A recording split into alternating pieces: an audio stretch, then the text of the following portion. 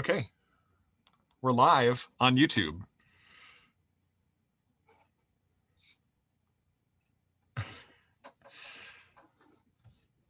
And it's 4 o'clock. We're starting right on the dot. We're so punctual at the Arvada Center. Yeah. So for those who are watching on YouTube, we're going to go ahead and get started. Welcome, everyone. My name is Marcus Turner. I'm the Director of Communications at the Arvada Center, and I'm happy to be hosting this talkback, this living room talkback with the cast of Trifles, a radio play. We're so grateful to everyone who's experimented and gone on this journey with us to figure out this audio-only new journey that we're on. And we're so grateful to this incredibly talented group of actors who made the time to go on this journey with us as well and try out something new. And if you haven't yet heard Trifles, you still have this whole week to purchase a link from arvadacenter.org. And it's pay what you can model, $10 or up to $30. Pay whatever you feel comfortable, and then you'll have access to that link for all of this week to listen to whatever you like. If radio plays are really truly your thing, then you can check out the next one we have coming up. It's a one-person version of Dracula, performed by our very own Zachary Andrews, who some people may recognize from past shows at the Arvada Center. He was in this past season's repertory theater as well as a season before that, and he's done a magnificent job of putting together the sound design as well as all the voices and all of the atmospheric spookiness that comes along with Dracula. So you can find more information about that on the Arvada Center website as well. So I'm going to stop my dribbling and turn it over to Artistic Director of Plays, Lynne Collins, to lead this talkback. Thank you very much. Thanks, Marcus. Marcus is in the office, so that's why he's masked. The rest of us are all at home, some in living rooms, maybe. Some of us are maybe cheating and in something else other than a living room. But thanks and welcome, and thanks for joining us. I'd like to start, just go around and have everybody introduce themselves and maybe mention a couple of things you've done at the Arvada Center for our audiences who might know you from before. And I'm just gonna go around the screen in my order. So I'm gonna start with Abner.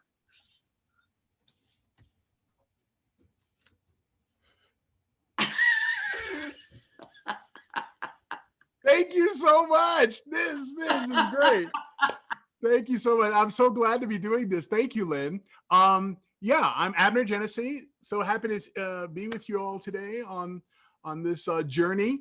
I've been in the Black Box repertory seasons in the past. I've been doing shows like The Diary of Anne Frank, like Sense and Sensibility, like Electric Baby, bunch of shows. And so I'm happy to be a part of this. Back to you. Thanks. We'll go to Kevin now. Hi, yeah, I'm Kevin, and I played the sheriff. And past experience at the Arvada Center include Murder on the Orient Express, just this last few months ago. We stopped in March, I believe. And I also, way back when, if you've been an Arvada Center theater goer, I did oh gosh, what the heck was it? The House of Blue Leaves, excuse me. House of Blue Leaves, back in 2009, I believe. And so yeah, other than that, that's pretty much my experience. Thanks, Kevin. Let's go to Sheryl. No. Hi, everyone. I'm Sheryl McCallum. It's so fun. It's so fun to see everyone and to be on this. My experience with Arvada Center first was an original musical by David Nels, and that was I'll Be Home for Christmas. And I think it was one of Arvada Center's first ones that they produced locally, but I could be wrong, but I think it was. And then also, oh gosh, I need to close my window because I see all that stripes on my face. Anyway, the other one was in Jesus Christ Superstar. So those are my experiences at Arvada Center. Thanks. Mr. Sneed. Well, I am currently the president and CEO at the Arvada Center, and this is a rare kind of experience for me. I started as an actor and director, but my job doesn't afford me the opportunity to do that much more. So I'm happy for this. Before this, I was a producing director at Colorado Shakespeare Festival, and in that capacity, I directed 2 productions at the Arvada Center as a guest director. I directed The Lion in Winter and Twelfth Night, both in the Black Box Theater. Thank you. And Miss Emma. Hi, I'm Emma Messenger, and I was in Sense and Sensibility with Abner and The Diary of Anne Frank and All My Sons and The Moors and other shows I can't think of right now. That's great. People will know you. Well, they will recognize you. Thank you all so much. I want to say that we have the chat is available on the YouTube channel. If you have any questions, what will happen is if you type in a question, then they'll funnel that to me as we go through, and we'll take your questions. Normally, those of you who see things at the Black Box, we do a talk back every night after every performance with our audiences. And among the many things we all miss, that I miss, are those. I just loved that opportunity every night to hear what people had to say. So we're real interested in we'll fill the time, but we're very interested in your questions. That the point of this would be anything you wanna ask us about most anything about the Black Box, about this radio play, about the future. I'll leave that to Philip, and all those things. So we'd love to hear from you. I thought I would start by talking just a little bit about this play and the playwright. Almost no one knows Susan Glaspell, even really studied theater folks kind of missed her. Of you guys, of the five of you, remind me raise your hand if you knew this writer or this play before I sent it to you. Yeah. And these are folks that read a lot of plays and go to a lot of plays. She just isn't very well known, but she should be. She was a major force in the American theater. She won the Pulitzer Prize for her play Allison's House.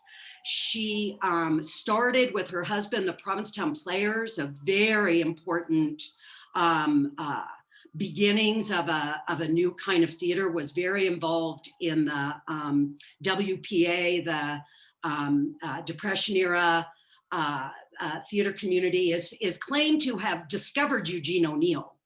Not sure if that's true, but he was part of that group that they did. If anybody ever saw the movie Reds, and they all, the fabulous film, see it, Diane Keaton and Warren Beatty. It's long, but it's really good. And there's that group of people, including Eugene O'Neill and a lot of lefty writers. Glaspell and her husband were part of, and she's lovely because she's unusual in how she came to be that person. She was born in a very kind of small Iowa town, kind of farming community. Her mom was a school teacher. Her dad was kind of a farmer, came up in a very kind of small town, ended up going to Drake University at a time. She was born in, just to get our time right, 1876.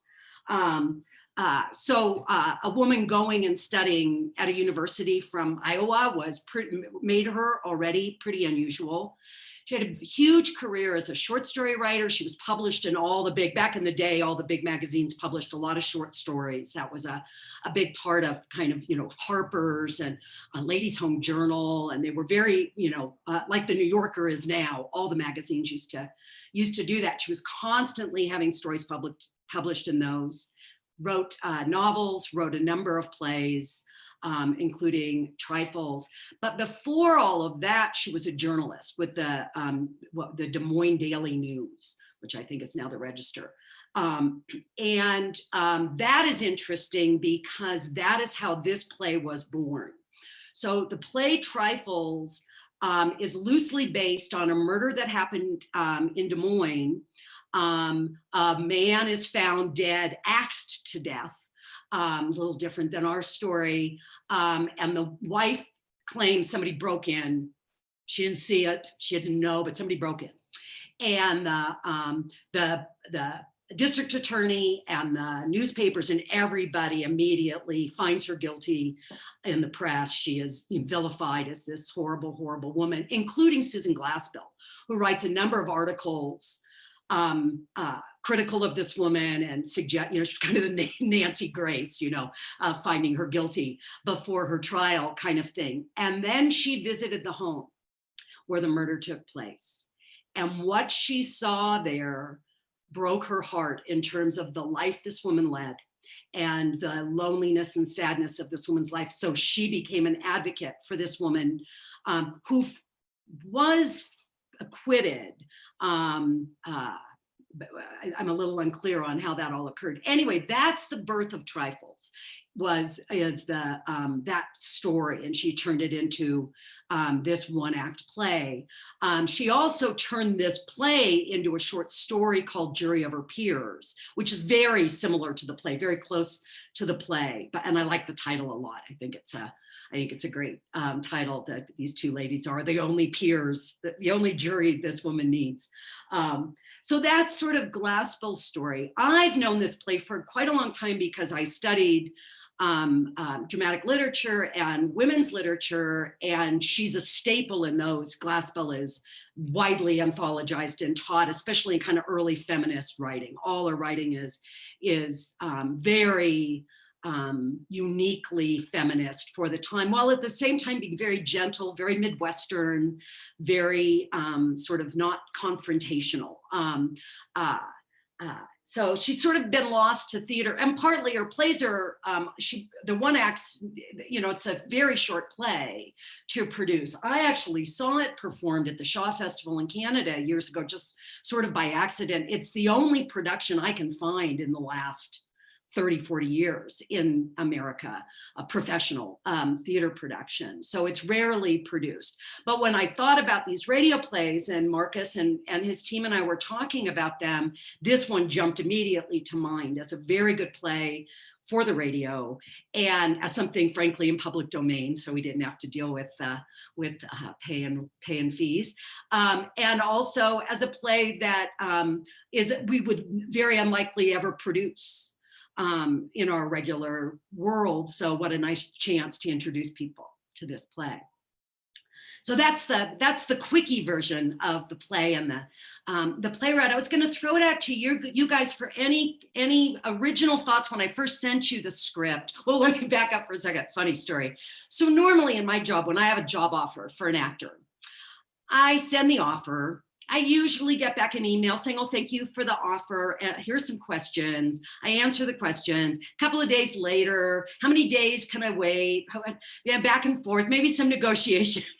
The longest delay I had in my offer to these lovely 5 people was 2.5 hours, which is one of the few joys of COVID, is everybody's free and dying to tell a story and do something that feels like the work we all love. So that's the joy. They were all my first ask, and I didn't even have to pour a second cup of coffee before I had them all agreed to play along. So your thoughts when I first sent you the play, and what your impressions were? Well, for me, certainly, I was vaguely familiar with Ms. Glassbell. Love the Provincetown setup, that whole group. Movie Reds, of course, again, is a perfect example of that. But when I read it, and just like you said, Lynn, I only started reading and said, yeah, sure, I'm going to do this. Of course, I'm going to do this. So that this or go vacuum. So I was really into that. But what really struck me, and what still stays with me, is a haunting sense to it, even though we don't get to see it, is that isolation, its location, that really, and the isolation, I guess, to me, as I read it, I felt the weight more of these two ladies really fighting an uphill battle that we may take for granted today. And so that's what stuck with me. I was struck by how cold it felt. That atmosphere was really palpable, that it really did feel, not just the isolation, but it was bone chilling. Yeah. I think Jason, didn't mention, Jason Ducat is our sound designer and created the Foley and the sound effects for this. And I thought he did a lovely job capturing that in some of the wind effect that he provided for us. But certainly the combination of that cold and that isolation, I think you can immediately drop into the world. Who else? Well, what struck me, can you hear me okay? Yes. Yeah. What struck me, and I naturally gravitate toward these kinds of issues, was the delineation between the men and the women, and mostly the attitude of the men. That's really what was hitting me as I was reading through. I was like, wow. And then I was relating it to, naturally, I was relating it to now as well, and what we're experiencing in today's world. So to me, that's kind of what came out. Anything having to do with social justice or anything like that, I'm immediately going to grasp onto. And in this case, yeah, that was pretty well defined, the attitude of the men in this. Hi, as for me, I first loved the title, which just became clearer as I read it. And I really like I guess it is a relationship between the two women, Mrs. Peters and Mrs. Hale, and just how it impacted, well, of course, the whole story, but to take people that don't really know each other and then have to come to this decision, and just how they had to do it. Yeah, that was fascinating to me. Still is. Anything else on that subject? I'd say too that one thing that in my little intro that I didn't mention that's sort of important is we did have to make a few adjustments to the play in order for it to work for the radio, particularly that last long moment when the women decide silently. I'm assuming everybody who's here has seen it. If not, I'm doing some spoilers.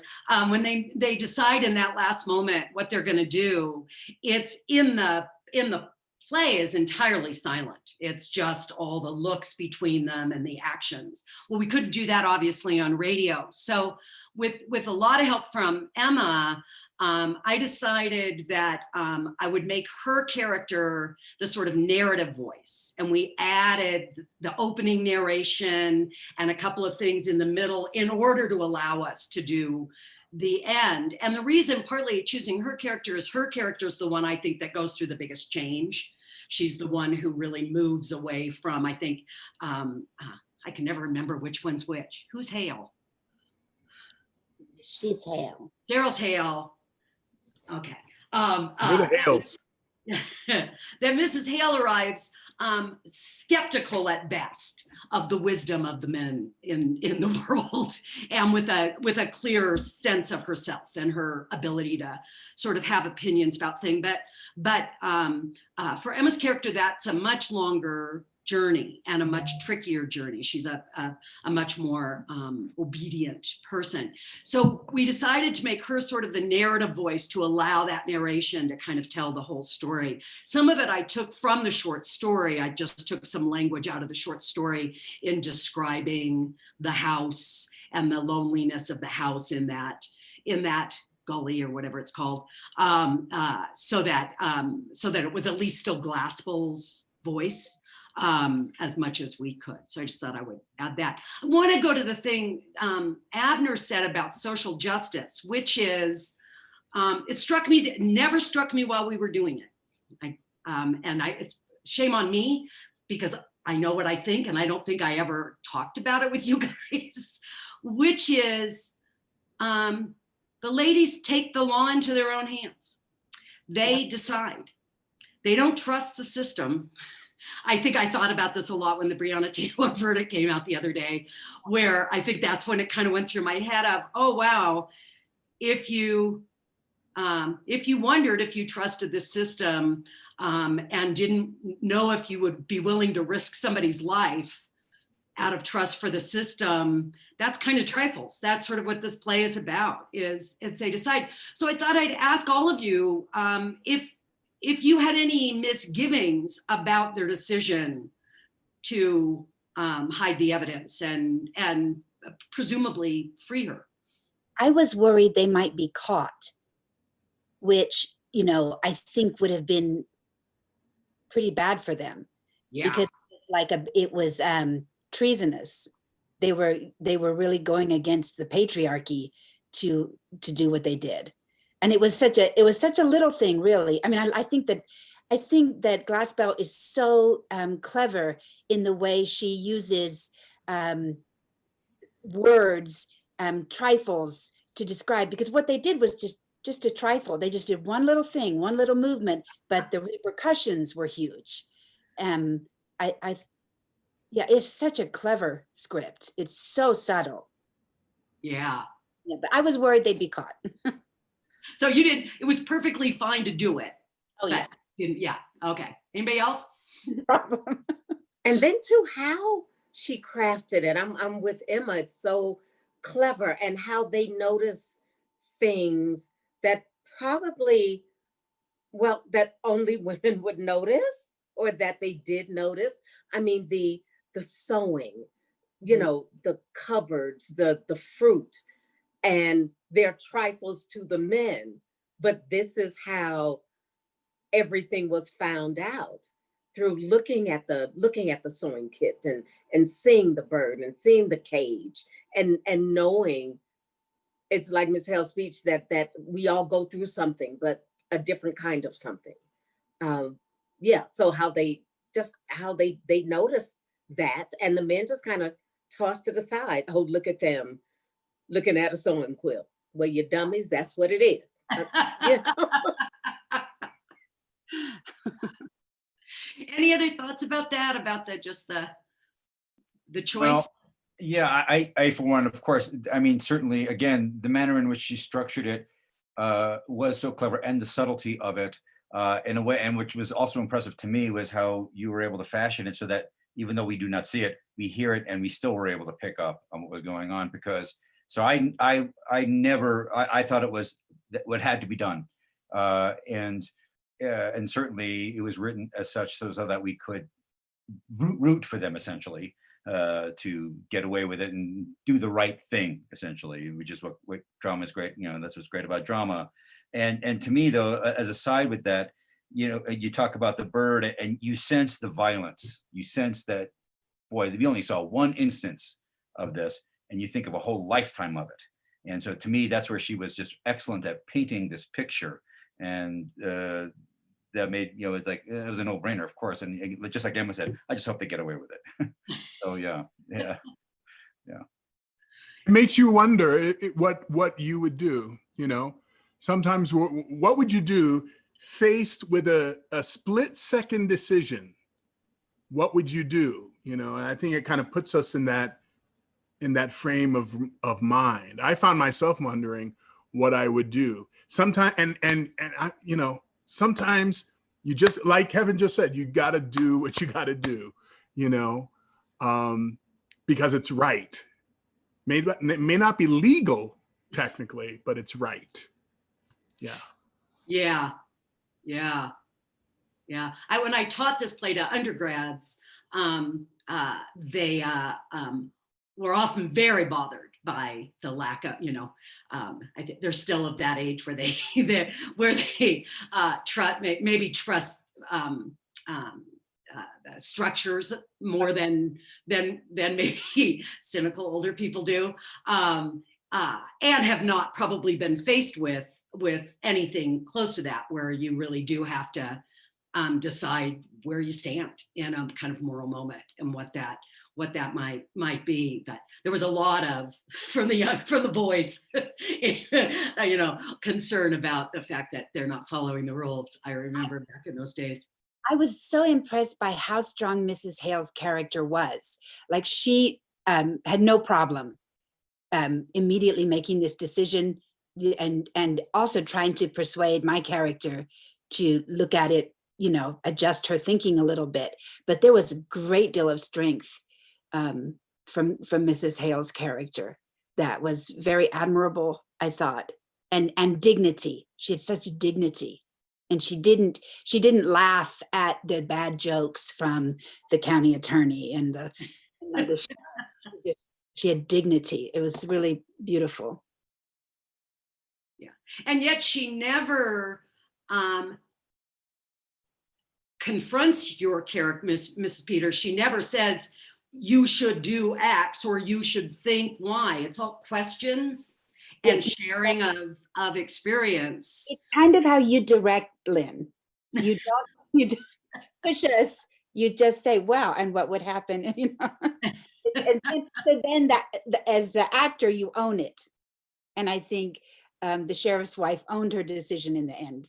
Yeah, yeah, and it makes you a team. If you had if Sheryl had been able to browbeat you into the decision, you might later, regret that or resist that. Yeah. Yeah. Yeah, it's so well written. It's just absolutely so well written that, yeah, none of that has to take place between them. And I think, also, showing the strength of two different types of women is just fascinating. Mhm. Just fascinating. Yeah.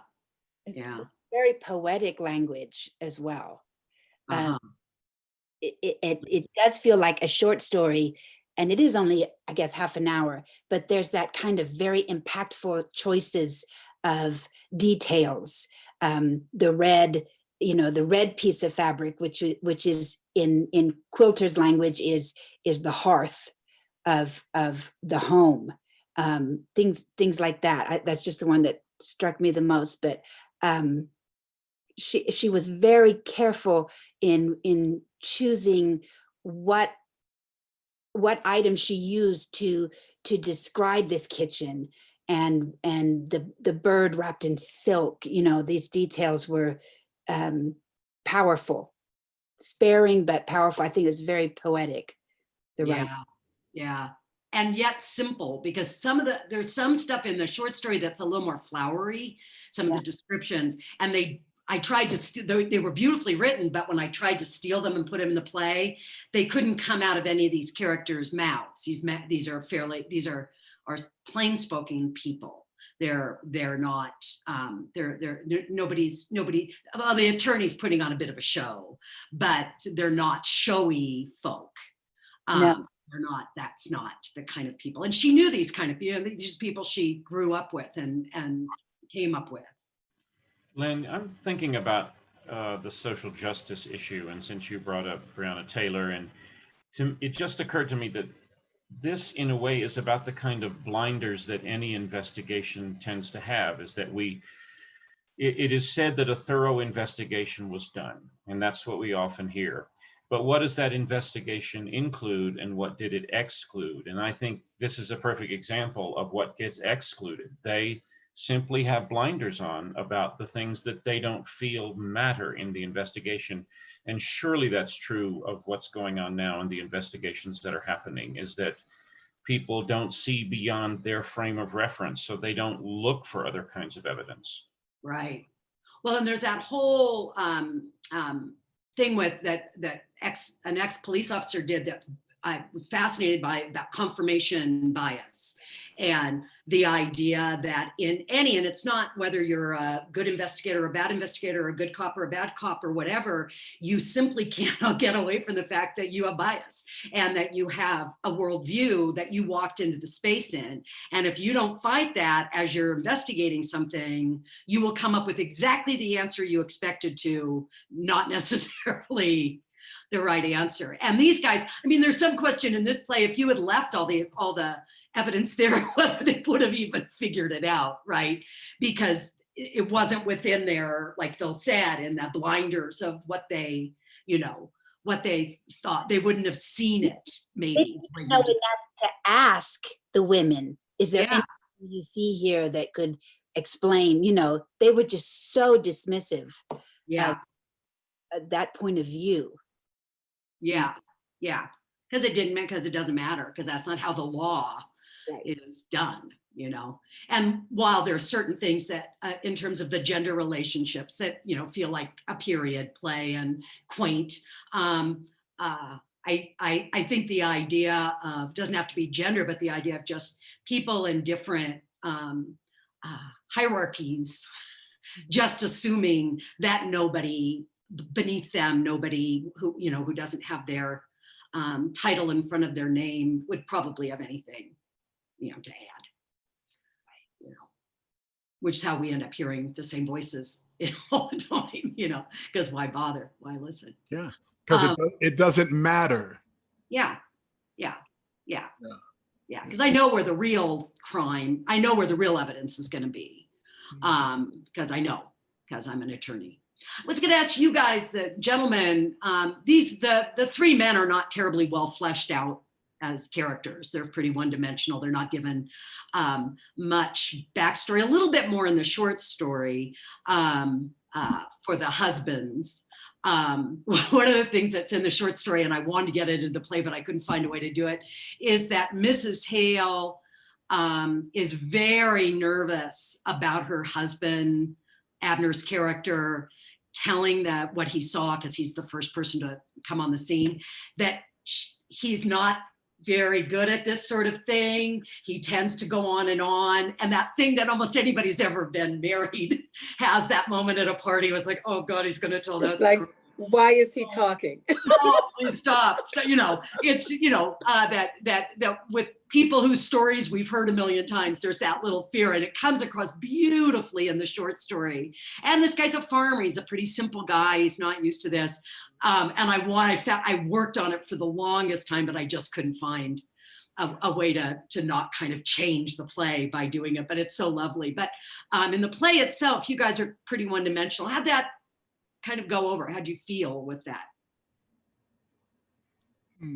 Well, as a sheriff, for me, the point of his one-dimensionality is the idea that he doesn't maybe realize, he doesn't deal with this very much, and he's a man, and the way I took him, the way I decided to go with him, is a man who is certain.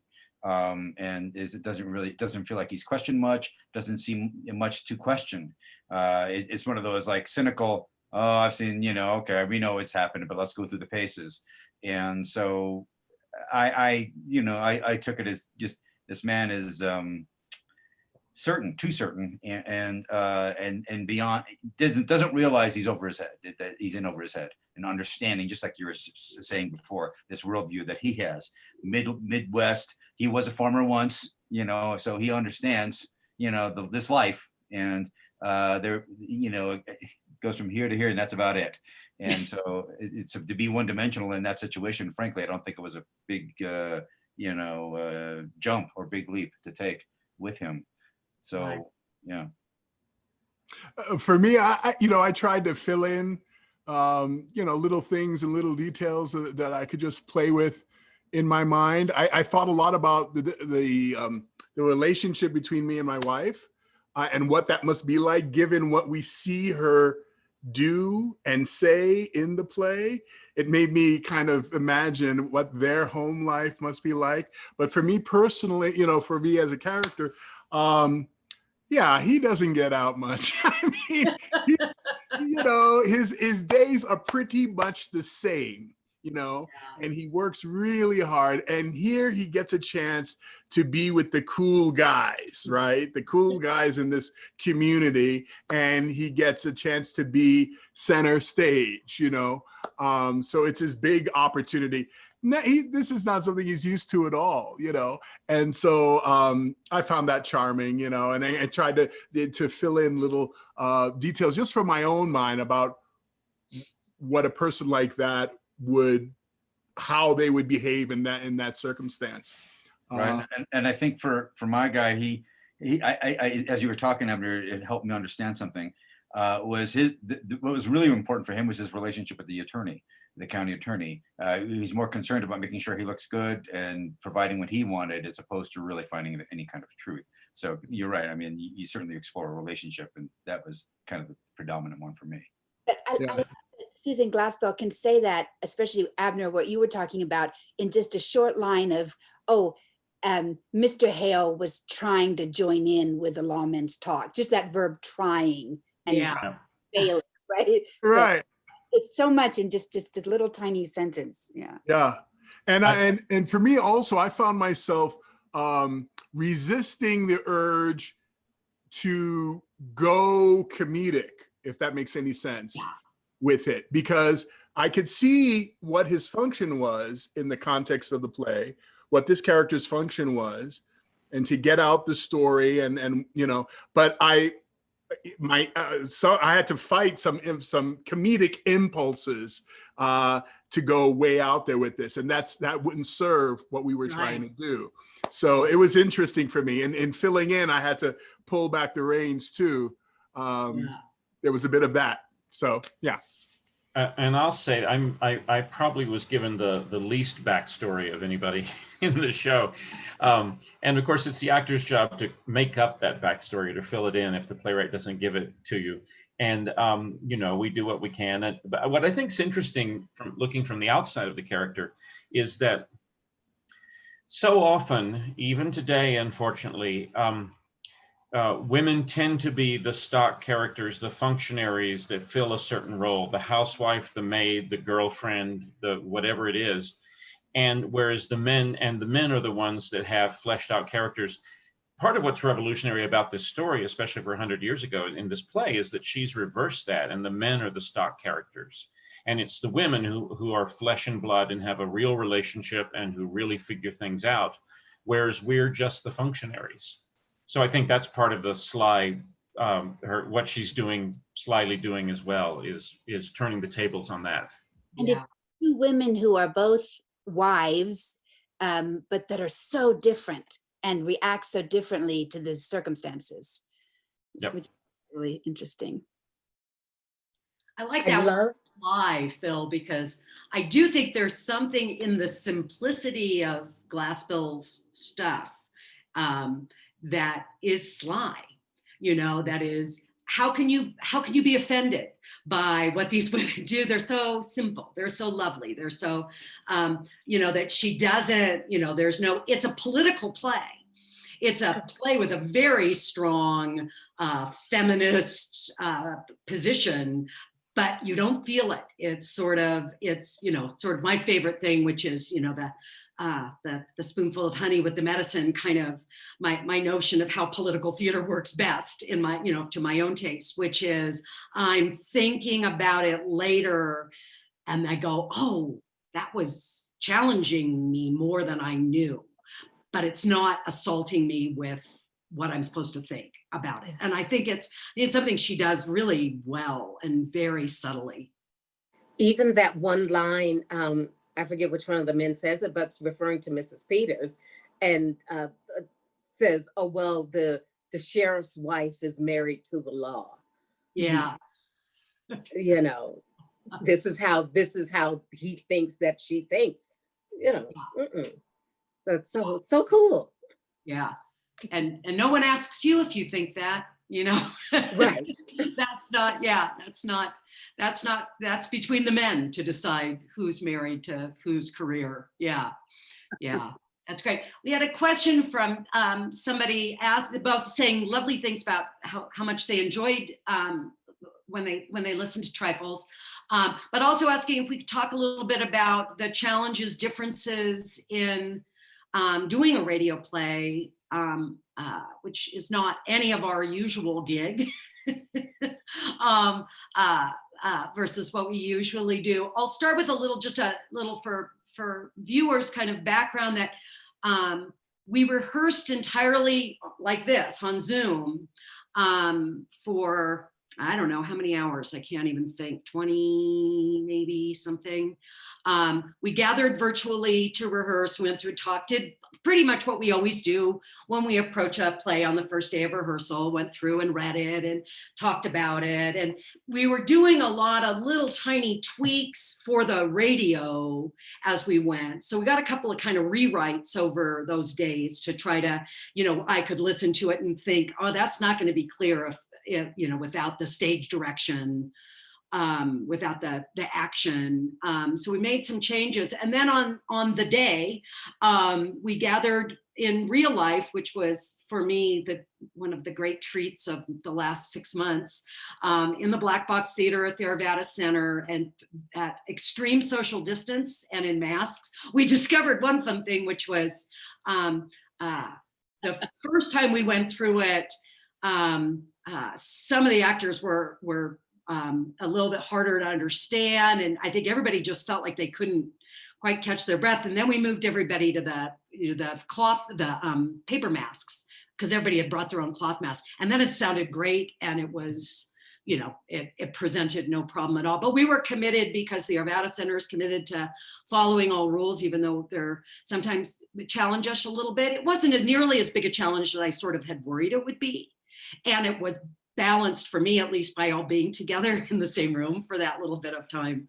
So if you guys would talk a little bit about how this was different, how this was interesting, challenging, whatever.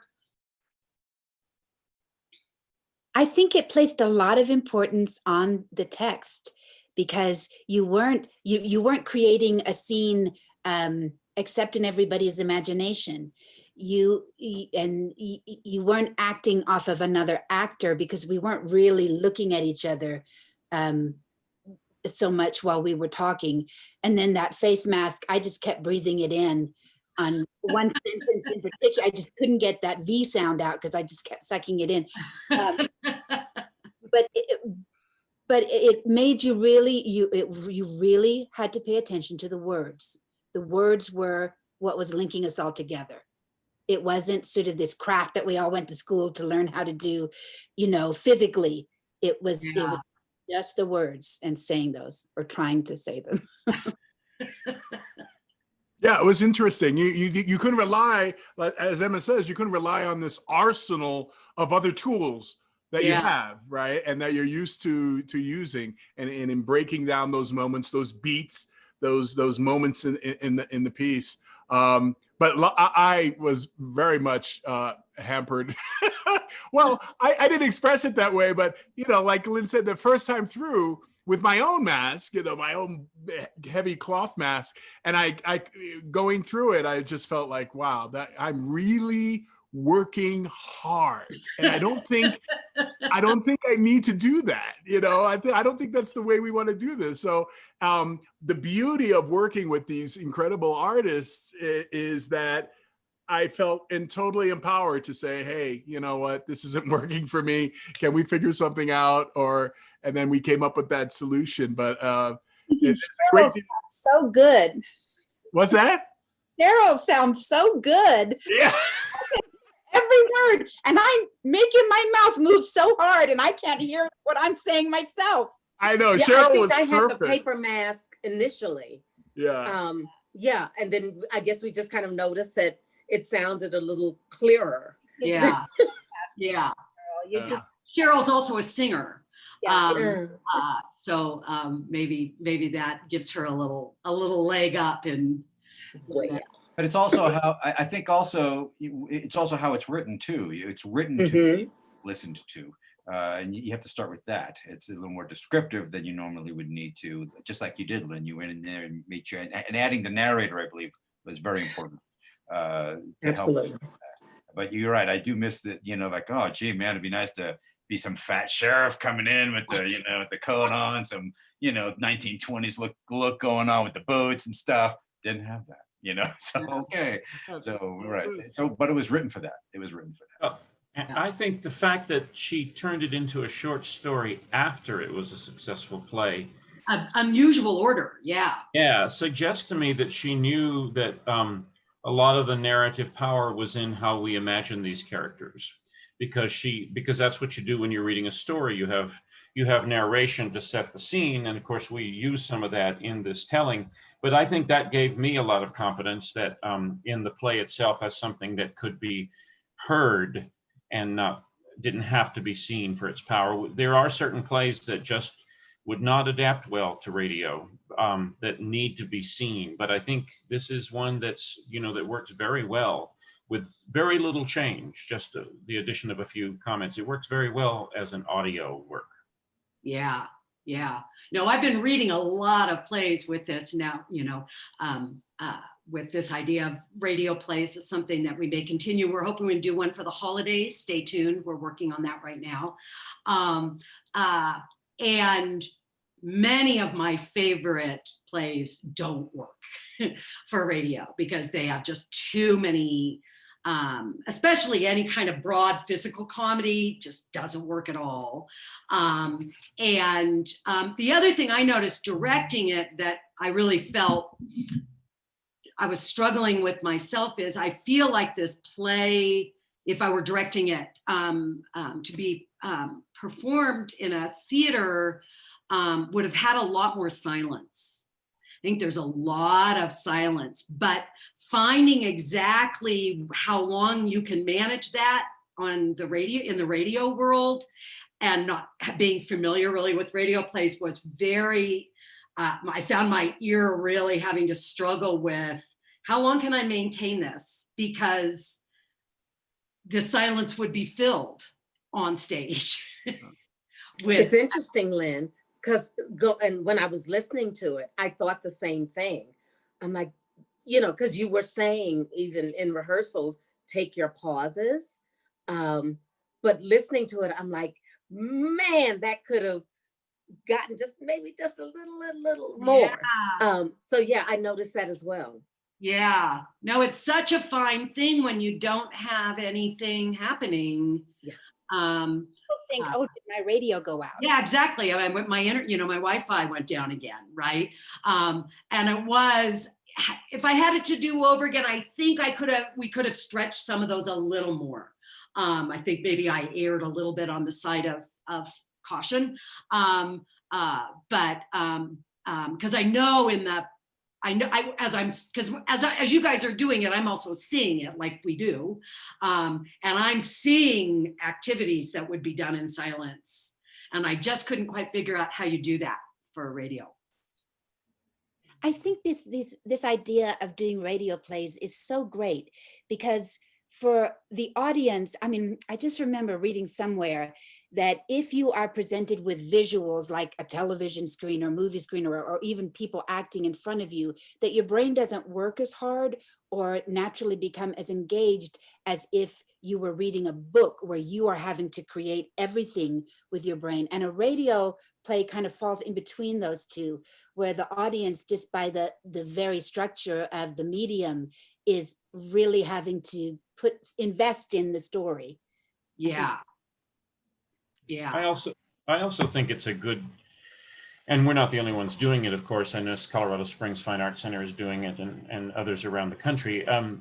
But I think it's a nice alternative to streaming theater, as opposed to the kind of theater that's being tried that's designed and written for Zoom, but simply broadcasting, a stream of a play, which we might well do at some point. But I fear that then we just look like television with low production values, because we can't compete with what television and film can offer visually. And so, but with radio, I think theater can really show what it does well without any worry about the visuals. And are we comparing and does it look low budget? Is it, can you hear and see all of the actors? All of that goes away and you just have what actors are so good at, which is conveying meaning vocally in addition to what they can do when they can be seen. Yeah, I think that's true. The big appeal for me when we first started talking about this was screen fatigue. Just, I just assume I'm not the only person in the world that is really struggling with gratitude for the fact it exists. I live alone. I would be a very lonely person if there weren't. It makes a big difference to see my loved ones' faces, even, in little boxes. It helps a lot, but enough, man. I think there's so much of that now that I think it's nice to just use a different kind of storytelling. Not that we're not going to continue with streaming as well, but it's nice to shake it up a little. And I also think it plays into the popularity of podcasts. Podcasts are really popular right now, and this is another form of podcast, if you will, Yeah. So I think people are ready for it, and I think these are going to be successful here and elsewhere. It's nice if you're doing something that you can have something that you're listening to at the same time that's, not necessarily music, or which music is great, but sometimes it's just really nice to be told a story, a good yarn, really. Yeah. We don't get to do that as grownups anymore. when Zach Andrews, who's doing the Dracula that drops on October 12th commercial, came over to my backyard with some people and sort of read the first draft of the script, and we sat, that it got dark as he was doing it, and we all had our dogs, and we were kind of got a little chilly, and we got in blankets, and we had dogs in our laps and our glasses of wine, and he just kind of sat and read us the draft of the play. I just felt like a happy 6-year-old. Nobody reads me stories in my adult life, and it was really nice just comforting. It's kind of like meatloaf and macaroni. I remember when I was a kid in the 70s, I moved to Colorado like in 74, I think, from New York. And I don't know if anyone here who was here then, radios, I think it was either KHOW or KOA. Well, on Sundays, they had Ray Durkee come on, and they would present all these radio plays all day long. And our family would simply listen to it all the time. I mean, these great old, stories about the dentist who, ties the patient to the chair, and in the middle of, after a while, it tells them, "No, I'm going to kill you," that kind of stuff. And we were all into it, and it worked. It was very powerful. And just like someone else had mentioned before, when you don't see it, you're forced to create it in your brain, and it's a hot medium. This is a cool medium, blah, blah, blah. Radio is a hot medium, meaning you can really get emotional. You can really respond emotionally in a deeper way, I think, than you do with, say, film or a live experience. And so I love it. And I think that these are a great way to kind of, what's old is new. And I think it's beautiful. Any other thoughts on that particular subject? I don't have any questions hanging here. If anybody has any questions, it'd be a good time to get them to me, because we're getting down to our last 7-8 minutes. Let's talk a little bit about what we all are thinking about it all the time, which is the world right now and COVID, and particularly for you guys in an industry that is going to be last back, I think it's fair to say. How are you doing, and what are you doing, and how is life right now? Well, for me personally, I like everybody else here, we all have a couple of things that we juggle, career-wise, and I do video production, and I also create e-learning courses, And so thankfully, I was able to do a lot of that, Frank. I did a heck of a lot more than I thought I would. So thankfully, I've been staring in front of a computer a lot, till my eyes bleed. But I miss the simple social things that, we maybe took for granted. Like last week, I got to go up to Guanella Pass, and we just took a ride. And that really helped me. I think, you get that affective disorder, or whatever you want to call it. I needed to get out, and I needed to get into the hills, that kind of a thing. And so we started walking, which is helping. And so you got to find ways to fight the inevitable anxiety, I think, that comes with this. And I certainly, I fought to get through that. Anyone else? Yeah, I just started a gig at the Museum of Contemporary Art, Denver. It is an interactive show exhibit that is called Public Trust, and it just opened this past weekend. And I kind of had to pinch myself at how exhilarated I was to have contact with people. In it, I and another actor kind of facilitate this interactive experience surrounding the themes of trust and of promises made in private, promises made in public. So it becomes a very personal interchange between us and the viewer. And boy, was I stimulated by that after months and months of just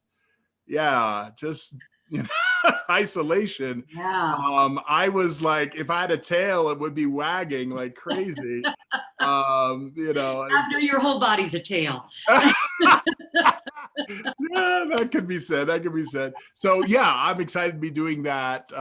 That's in preparation for the opening, and then now the carrying through of the gig. I guess it's going to be playing until February, the exhibit. So that's a nice. That's great. Yeah. Anyone else? Yeah, I guess for me at first, I was not necessarily grateful, but for the downtime, because sometimes we work, we just have so much going on. If we don't work, we're looking for work. So it's just kind of constant. And of course, I was in just one preview. We just started a preview and then had to shut down. And so that was hard. I'm sure it's for everyone else. But then I started to appreciate the downtime. And I always said, well, if I don't have anything to do, I'm going to go take an hour or two to walk. I've been doing that. Reading a new play, to find those times to do things, to, take a class online. So really appreciating the downtime, because something told me when it does come back, and it will, people are going to start figuring it out and start to move very quickly on it. So take your time, take the time that you need. Because it's going to hit. And that's what happened with this show. I mean, even it came at the perfect time. But a lot of other things started coming, and it was, oh, we got this figured out. Okay, can you do it tomorrow? Not moving that fast these days. And it's, so I appreciated the time and tried to use it wisely, and still, and trying to do that as well. Yeah. For me, all my children finally left home. And this is a time I had been looking forward to for years. I know some moms are like, dreading the empty nest. I was ready for that empty nest. Plans. And of course, now that those have all fallen by the wayside. But I started taking singing lessons, because I always thought I couldn't sing. And the truth is, I still can't sing very well. But so I have a great time with my friend Bonnie McIntyre, who's a beautiful teacher. And she, bless her heart, she has the patience and the ears that will take my voice over the Zoom. And we just have a great time. And then I'm just sewing a lot. So it's, things. When I was working, I would think, oh, I would love to just, have a day where I could just, now it's been many days, which is hard. And I'll be honest, there are times when it's really tough. There are times when it really feels depressing and lonely, but it is what it is, as some great man said. And we just have to, take it as a blessing. This is time to turn to something else. So that's what I'm trying to do. Trying, not always succeeding. I'm getting to spend an extraordinary amount. I'm a single dad, and I'm getting to spend an extraordinary amount of time with my now 14-year-old son. And I know I'm really conscious of the fact, even while we're doing things like jigsaw puzzles and bike rides and picnics and doing things, I am so aware of the fact that I would in the normal world, I would never have time for any of this. Mm-hmm. And so I'm really appreciative of that, of the time that we get to spend one-on-one and just, getting closer. So that's a blessing, that has been a blessing, kind of what you were saying. Yeah, Sheryl. So, so there's that as well. Yeah. Lynn, I have a question for you. I remember during maybe early on in rehearsal, if not the first day, you said when you were thinking about doing this play, you heard our voices, or Yeah, Can you no, talk about literally. that? Yeah. I do. I always kind of do that. You know, when I've got a theatrical home where I know sort of the community of actors that are available, I almost always start hearing voices in my ears of actors I've worked with or auditioned or seen and other things. And literally, you guys were the voices I heard in my head. You were. I just sort of, and I started like I was reading, and then I went, "Ooh, Sheryl McCallum." Like I just, like the voice kind of came as who these people might be out of the world of actors I knew. And then you all said yes. So then I didn't have to, to think about it again. And that, you know, that sort of the musicality of like Emma's voice versus Sheryl's voice kind of, I could hear that sort of the very different ways you guys use your voices in the world. And I thought that was really important. So yeah, I kind of got lucky. A lot of times I hear voices of people and then they say no to me and then I have to go find a new voice. It didn't happen. We are at time, ladies and gentlemen. It is 5:01, and I thank you so much, all of you both for doing Trifles with us and for joining us today, and miss y'all, and look forward to the day we can all be back to the thing we all love to do in person. Absolutely. Yes. Yeah. Thank you. Thank you. Thank you, Let's Lynne. do it again. Yeah. Okay. Thanks for tuning in, everyone. Thank you all for being there. Well, there's Marcus. Thank you, everybody. This link will be available for anyone else who didn't get a chance to see it. It'll be available on YouTube, so we'll share it far and wide. Thank you all again for your tremendous talent. And check out Trifles, arvatacenter.org if you haven't heard it yet. Have a good afternoon. Thanks.